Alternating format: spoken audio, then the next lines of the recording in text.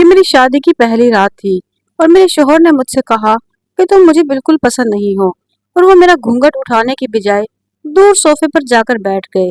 مجھے لگا شاید ان کی زندگی میں کوئی اور عورت ہے، مگر وہ کوئی اور عورت نہیں تھی، اور یہ جان کر میرے ہوش ہی اڑ گئے کہ میرے شوہر تو…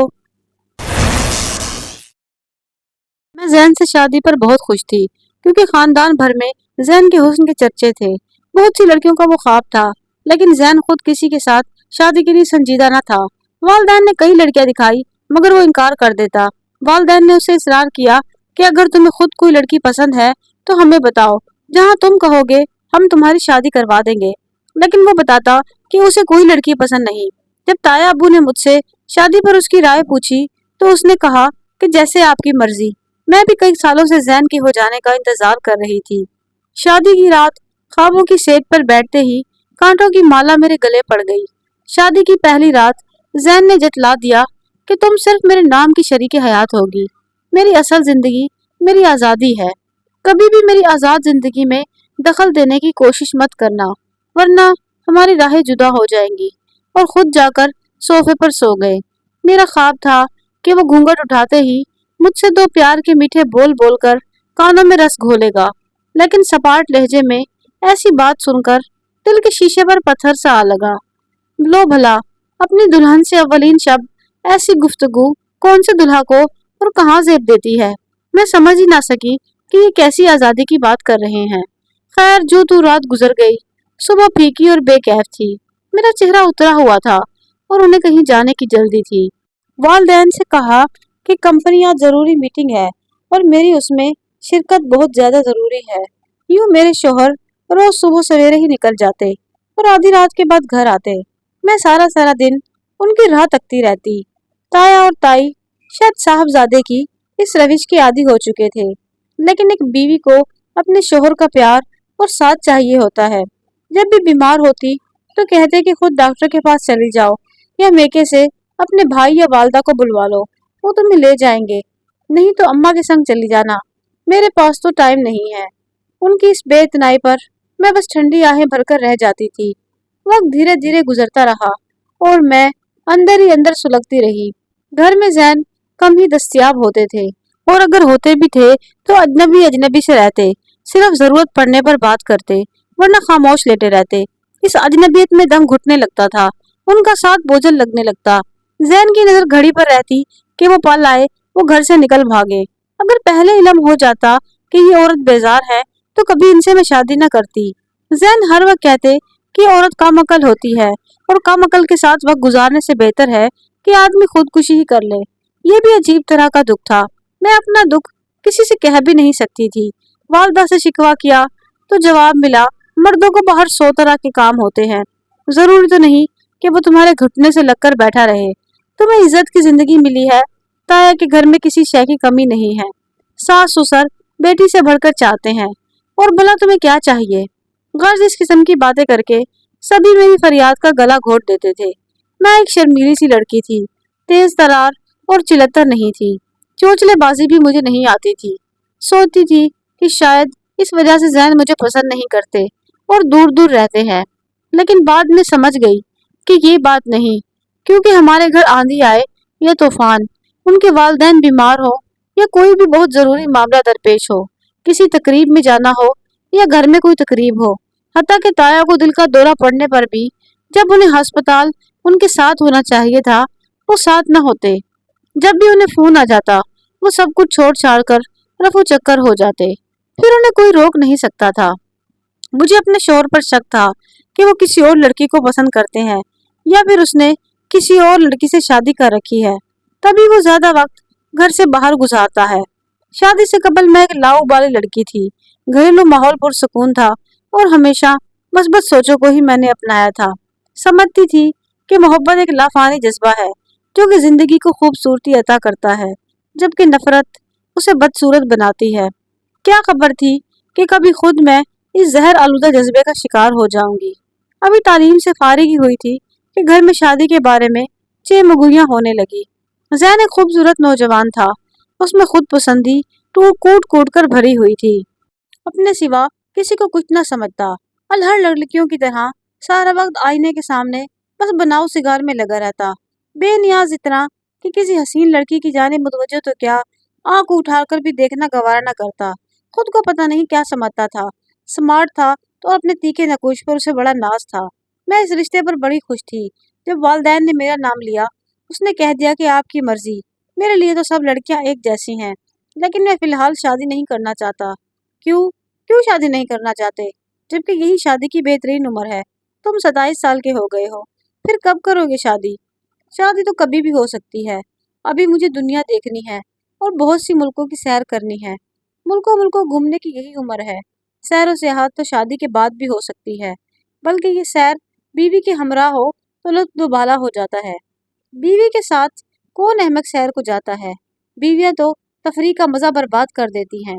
سیر کا لطف ہمیشہ دوستوں کے ساتھ آتا ہے۔ زین کا دوست عمیر ایک بزنس مین کا بیٹا تھا۔ ملکوں اس کے والد کا کاروبار پھیلا ہوا تھا۔ آئے دن اس کا کئی ممالک آنا جانا رہتا تھا۔ زین جب اس سے باہر کی دنیا کے بارے میں عجیب باتیں سنتا تو دیار غیر کی خوبصورتی کے تذکرے اس کا دل بھی چاہتا کہ وہ دنیا گھومے۔ اس نے اپنے والدین سے کہا کہ یہ اسی صورت میں ممکن ہے، فی الحال شادی نہ کروں تاکہ میں غیر ملکی دورے کر سکوں۔ بیٹے کے منہ سے یہ عجیب بات سن کر تایا دنگ رہ گئے۔ ان کا اچھا خاصا بزنس تھا، چاہتے تھے کہ بیٹا ان کے ہمراہ اپنے بزنس میں شامل ہو کر ان کا بازو ہی بن جائے، اور زین دوستوں کے ساتھ باپ کی فارم میں محض اس لیے نوکری کرنا چاہتا کہ عمیر کے ساتھ بین ملکی سیر کر سکے۔ اولاد جوان ہو کر اپنی مرضی چلانے لگتی ہے، تب والدین بے بسی ہو جاتے ہیں۔ تایا نے اس شرط پر زین کو اس کے دوست عمیر کے والد کی کمپنی میں ملازمت کی اجازت دے دی کہ 1 سال بعد اسے شادی کرنا ہوگی۔ اپنی بات منوانے کی خاطر وقتی طور پر تو زین نے باپ کی بات مان لی، لیکن اس کے دل میں کھوٹ تھا۔ دراصل وہ شادی کے حق میں نہیں تھا، بلکہ ایک آزاد زندگی گزارنا چاہتا تھا، بیوی بچوں کی ذمہ داریوں سے بری ذمہ رہنا چاہتا تھا، اور گھر گرہستی کے جھنجٹ کو زندگی کی دلکشی کا ضیاع جانتا تھا۔ عمیر کی فرم میں نوکری کے بعد زین زیادہ وقت گھر سے غائب رہنے لگا، اور اس کی معمولات زندگی میں بہت زیادہ فرق ہو گیا تھا۔ اب وہ کئی دن تک اپنی صورت نہ دکھاتا تھا۔ جب آتا تو والدین پوچھتے کہ اتنے دن کہاں تھے؟ جواب دیتا کہ میں عمیر کے ساتھ فلاں ملک گیا تھا۔ وہاں کیا مزے کی زندگی ہے، ملکوں کی سیریں کرنا۔ غرض اس طرح اس نے 2 سال نکال دیے اور شادی کو ٹالتا رہا۔ تنگ آ کر تایا نے دھمکی دی کہ اگر تم نے ہماری بات نہ مانی تو میں عمیر کے باپ سے تمہاری ملازمت ختم کروا دوں گا۔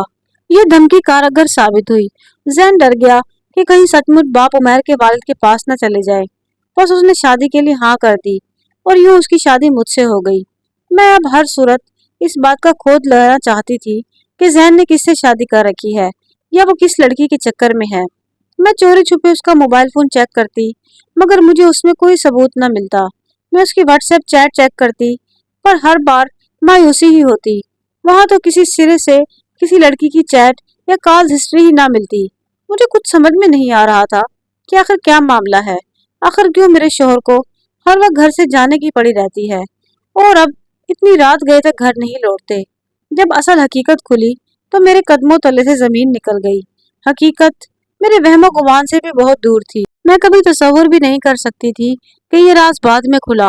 وہ عمیر کے والد کی کمپنی میں سرے سے جاب کرتے ہی نہیں تھے، بس یوں ہی دونوں دوست ایک ساتھ وقت گزار کر دوستی کے خوبصورت رنگوں کو میلا کرنے کے لیے جھوٹ بولا کرتے۔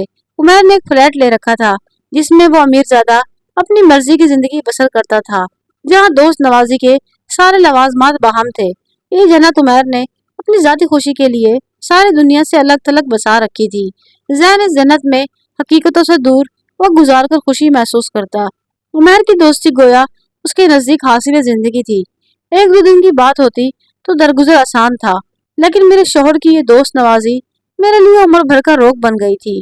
عمیر کی دوستی زندگی کی ہر ضروری شے سے افضل اور اہم تھی۔ اب مجھے ماموں کی باتیں یاد آتی تھی، امی کو تنبیہ کرتے رہتے، آپا ہرگز زین سے نورین کی شادی مت کرنا، تم باہر کے حالات نہیں جانتی، اس کی روش درست نہیں ہے، یہ لڑکا صراط مستقیم سے بھٹکا ہوا ہے، اگر تم نے بیٹی اس کے ساتھ بیاہنے کی غلطی کی تو عمر بھر پچھتاؤ گی۔ کیوں پچھتاؤں گی؟ کیا برائی ہے زین میں؟ اچھا بھلا تو ہے، لاکھوں میں ایک ہے۔ تمہیں تو اس سے اللہ واسطے کا بیر ہے، میرے سسرالیوں سے خام خواہ مخالفت کرتے رہتے ہو۔ میرے जेठ तुम्हें कब भाते हैं जो उनका बेटा तुम्हारी आंखों में नहीं खटकेगा। अरे भाई, मैं तुम्हारी बेटी के भले की सोच रहा हूँ, आगे तुम्हारी मर्जी है। मुझे किसी से कोई गर्ज नहीं, लेकिन जैन सही राह पर नहीं है। मैं बाहर की दुनिया में रहता हूँ और उसकी पल पल की खबर है मुझे। आपा, उसके दोस्त उमैर के साथ उसकी गाड़ी यूं ही नहीं छिन रही, इसमें भी एक राज है। अब तुम्हें क्या बताऊं, खाम खा कोयले की दलाली में हाथ काले कर बैठूंगा। देखो, तंबीह करना मेरा काम था, सो मैंने कर दी। आगे तुम खुद समझदार हो। बस मैं तुम्हें बता रहा हूँ कि वो एक दिन तुम्हारी बेटी को छोड़ देगा, मगर उमैर से दोस्ती को नहीं छोड़ेगा। और वही हुआ जो मामू ने कहा था। मेरी 2 बच्चियां हो गई। जैन ने मुझे शोहर का प्यार दिया और ना ही मेरी बच्चियों को बाप का प्यार। तो कजा, वो इन बच्चियों को नजर भर के देखते भी न थे। अजीब मिट्टी का बना शख्स था, जिसका दिल पत्थर का था। उसमें किसी किस्म का कोई एहसास नहीं था, लेकिन मिट्टी का माधु पत्थर दिल आदमी उमर की एक पुकार पर भी तड़प उठता और सर के बल भागा जाता था। कभी कभी मैं अपने दिल को बहलाती कि वो उमर की दौलत की लालच में उससे ऐसी वालेहाना दोस्ती का दम भरता है, और उसकी दोस्ती बेगर्ज नहीं है, और वो एक दिन राह रास्त पर आ ही जाएगा। हमारे खानदान के भी चंद लोग इस शादी के बहुत ज्यादा मुखालिफ थे, लेकिन मेरे ताया और मेरे वालिद की मोहब्बत को देखकर उनकी हिम्मत ही ना पड़ी जो उनको रोकते। अब वो कहते थे कि हम जानते हैं ये शादी खाना बर्बादी है, मगर कैसे आगाह करते नौरीन के बाप और चचा को इस हकीकत से। वो तो हमारे जान के दुश्मन ही बन जाते। उमर और जैन की दोस्ती बहुत ज्यादा आगे की है, और अगर किसी ने दरमियान में रखना डाला तो उसकी जान भी जा सकती है। और मैंने भी अपने शोहर का दिल जीतने की बड़ी कोशिश की, लेकिन मैं इसमें नाकाम ही रही। खुद को ताया और ताई की खिदमत में गर्क कर दिया। अब यही मेरा घर था और मेरी बच्चियों की अखराजात उनके ही जिम्मेदार थे। मेरी दोनों बच्चियों को बाप का प्यार न मिला, लेकिन दादा और दादी ने बहुत प्यार दिया। उन्हें बाप के प्यार की हाजत न रही। मैंने सास ससुर की मोहब्बत पर तकिया कर लिया था। ये मेरे हैं तो भला आखिर शोहर भी एक दिन मेरा हो ही जाएगा। लेकिन ऐसा न हो सका। शायद ऐसा सिर्फ फिल्मों या ड्रामों में ही होता था। असल जिंदगी तस्वुराती जिंदगी की बिल्कुल बरक्स होती है। एक दिन किसी ने अब्बू को बताया कि उमैर और जैन की दोस्ती पर लोग उंगलियां उठा रहे हैं। आप दामाद को उसके चुंगल से निकाल लिए। वालिद साहब पर उन लोगों का ऐसा असर हुआ कि उनको दिल का दौरा पड़ गया। उस शख्स ने यह भी बताया कि जैन की कोई जॉब नहीं है। उमैर उसे दोस्ती की कीमत अदा करता है और उसे पैसे देता है। ये झूठी कहानी है कि आपका दामाद उनकी कंपनी में जॉब करता है, और वो दोनों एक साथ जिस फ्लैट में रहते हैं उसका उमैर के घर वालों को भी इल्म नहीं है। उमैर की बीवी शादी के 1 साल बाद उसे तलाक लेकर चली गई थी, क्योंकि ये आदमी उसे शोहर का प्यार नहीं दे सका था। वो बस हर वक्त जैन के साथ रहता है, हालांकि वो उसकी सगी चचा की बेटी भी थी। वो खुद तो खानमा बर्बाद था ही, उसने जैन को भी बर्बाद कर दिया था। वालिद साहब इस दौरे से तो जामवर हो गए, लेकिन उनमें अब जीने की सकत बिल्कुल भी ना रही थी। उन्होंने बताया, तुम्हारा बेटा मेरी बेटी को ठीक तरह से बिल्कुल भी नहीं रखता। अगर वो उसको नहीं बसाना चाहता तो मेरी बेटी को तलाक दे दे। आखिर क्यों नौरीन दिन रात सुलगती हुई जिंदगी बसर करती रहे। वो उम्र भर सुलगती रहेगी, और हमें ये बात हरगिज भी गवारा नहीं है। अपनी जिंदगी में ही मैं उसकी खुशियों का फैसला करना चाहता हूँ। अगर जैन को बीवी की जरूरत नहीं है तो मेरी बच्ची को आजाद कर दे, ताकि मैं कहीं और उसकी शादी करके सुकून की मौत मर सकूं। ताया ने जैन से बात की तो उसने कहा कि चचा शौक से अपनी आरज़ू पूरी कर ले, मैं उमैर से मिलना नहीं छोड़ सकता। हाँ, यही सच समझ लें कि मैं बीवी से ज्यादा उसको अजीज रखता हूँ। लिहाजा अगर उनका यही मुतालबा है कि मैं उमैर से मिलना छोड़ दूं, तो मैं नौरीन को छोड़ सकता हूँ। वो जिससे चाहे उसकी शादी कर दे। अलबत्ता हम बच्चियां उन्हें नहीं देंगे, वो हमारे पास रहेंगी। अगर उन्हें ये मंजूर है तो मैं आज ही नौरीन को आज़ाद कर देता हूँ। ताया ताई ने उसे काफ़ी समझाया, मगर उसने किसी की ना सुनी। यूं जैन ने मुझे तलाकनामा लिखकर दे दिया और बच्चियां अपने पास रख ली। वालिद ने भी यही सही जाना कि बच्चियां उनके पास ही रहें, ताकि वो मेरी शादी किसी और जगह से कर सकें। हालांकि मैं ऐसा नहीं चाहती थी। मैं एक शादी से भरपाई थी, दूसरी का सोच भी नहीं सकती थी। लेकिन जिंदगी गुजारने के लिए औरत को सहारा और अपना घर चाहिए होता है, और वालिदैन के फैसले को भी मानना पड़ता है। आखिर मेरा क्या कसूर था जिसकी सज़ा मिली?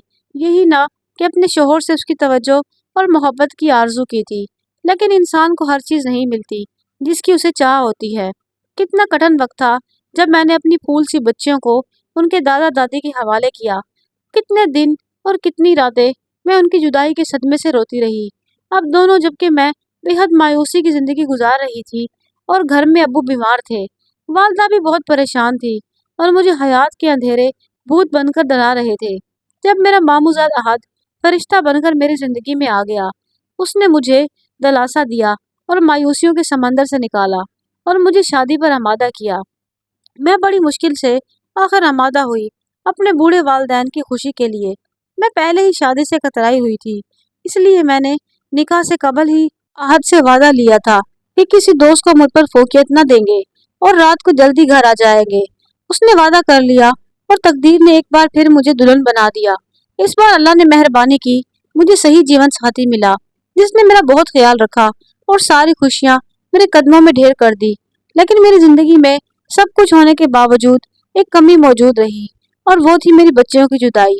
جب تک میرا احد سے نکاح ثانی نہ ہوا تھا، تایا اور تائی بچیوں کو مجھ سے ملوانے ہمارے گھر لاتے تھے، لیکن میری دوسری شادی کے بعد انہوں نے اپنے دل اتنے سخت کر لیے تھے کہ مجھے میری بیٹیوں سے ملنے سے روک دیا۔ یہاں تک کہ انہوں نے خاندان میں بھی کہہ دیا تھا کہ نورین کا تو پہلے سے ہی اپنے ماموں کے بیٹے سے تعلق چل رہا تھا، تبھی اس کے ماموں نے ہمارے بیٹے سے نورین کی شادی کے خلاف تھے اور اسی طرح وہ ہر دم مخالفت پر کمر بستہ رہتے تھے۔ بالآخر ان لوگوں نے طلاق کروا کر اسے اپنی بہو بنانے کی آرزو پوری کر ہی لی، حالانکہ اصل میں ایسا کچھ بھی نہیں تھا۔ احد تو برسوں بیرون ملک رہے تھے۔ وہ میری ذہن سے طلاق کے کچھ ماہ بعد ہی وطن واپس لوٹے تھے اور انہوں نے مجھے ہر دم غم زدہ، ابو کو بیمار اور اپنی پھپھو کو پریشان پایا تو مجھ سے شادی کا ارادہ کر لیا۔ مجھے تایا اور تائی سے کم از کم ایسی باتوں کی امید بالکل بھی نہ تھی جن کی میں نے بے لوث خدمت کی تھی۔ سچ ہے کہ انسان اندر سے کچھ ہوتے ہیں لیکن وہ نظر کچھ آتے ہیں۔ آج میری بچیاں شادی شدہ ہیں لیکن وہ ابھی مجھ سے نہیں ملتی ہیں۔ وہ بھی یہی سمجھتی ہیں کہ ان کے باپ سے میں نے خود ہی طلاق لی تھی اور سارا قصور میرا ہی تھا، کیونکہ زین نے آج تک دوسری شادی نہیں کی تھی۔ وہ بچیوں کو بھی یہی کہتا تھا کہ تم لوگوں کی خاطر میں نے دوسری شادی نہیں کی تاکہ ستیلی ماں تم دونوں کو کوئی دکھ نہ دے، حالانکہ اس نے اپنی دوستی کی وجہ سے دوبارہ گھر نہیں بسایا تھا۔ مجھے امید ہے کہ میری سامعین کو آج کی کہانی ضرور پسند آئی ہوگی۔ اگر آپ ایسی دلچسپ کہانیاں روزانہ سننا چاہتے ہیں تو آپ میرے چینل سدرا کی کہانیاں کو ضرور سبسکرائب کریں۔